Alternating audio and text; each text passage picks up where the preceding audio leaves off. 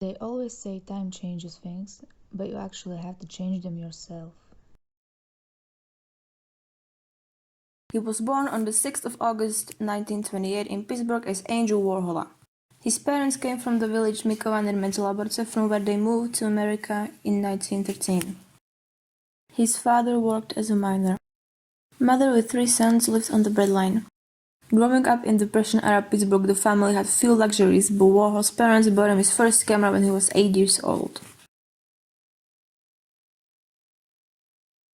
In response to his perceived physical flaws, Warhol cultivated different looks through his clothing, wigs, cosmetics, and plastic surgery to change the shape of his nose.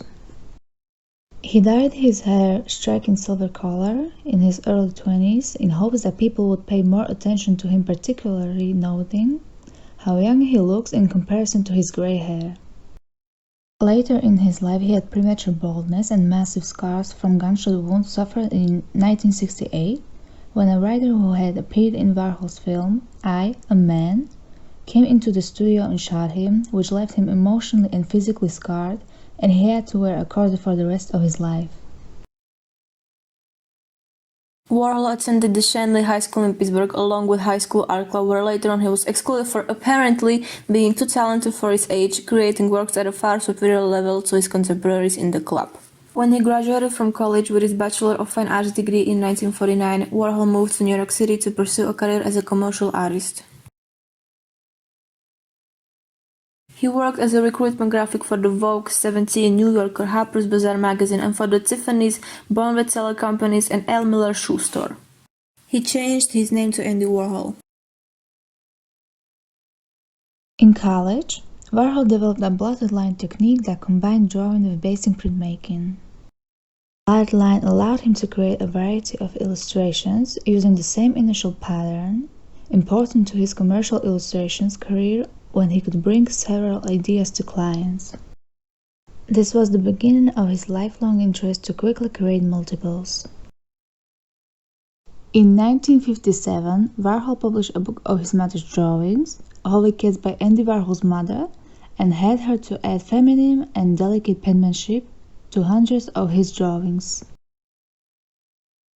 In 1960, Warhol turned his attention to the pop art movement, which began in Britain in the mid-1950s. Warhol's 1961 Coca-Cola is a pivotal piece in his career. It's an evidence that his transition from hand-painted works to silkscreens did not happen suddenly.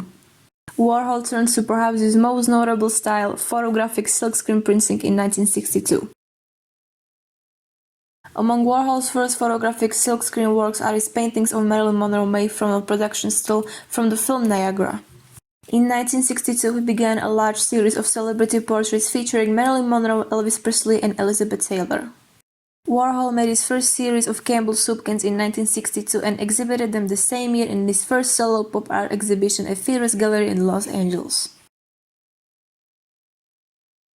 The 1970s saw a prolific number of paintings, often including controversial or charged imagery, including Walt McGovern, Ladies and Gentlemen, Skulls, A Hammer and Cycle, and oxidation paintings, which were created by Warhol friends and studio assistants urinating onto a canvas primed with a metallic paint.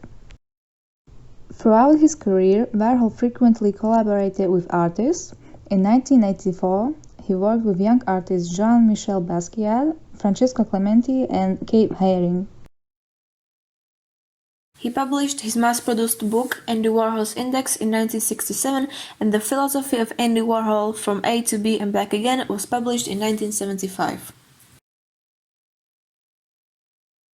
In 1989, the Andy Warhol Diaries chronicle his daily life from November 24, 1976 through February 17, 1987. 5 days before he died, his assistant and a friend, Pat Hackett, transcribed the daily phone conversations detailing the previous day's events.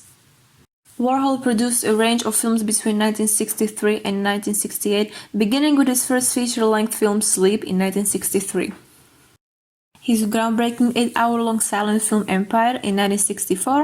In 1966, he made his most commercially successful film, the 3-hour-long double-screen The Chelsea Girls.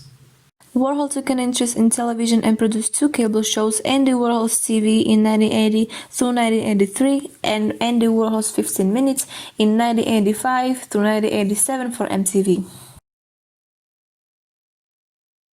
On February 22, 1987, Warhol died in New York Hospital in Manhattan due to complications following a surgery to remove his gallbladder. Warhol is buried next to his mother and father at St. John the Baptist Byzantine Catholic Cemetery in Battle Park, a suburb south of Pittsburgh.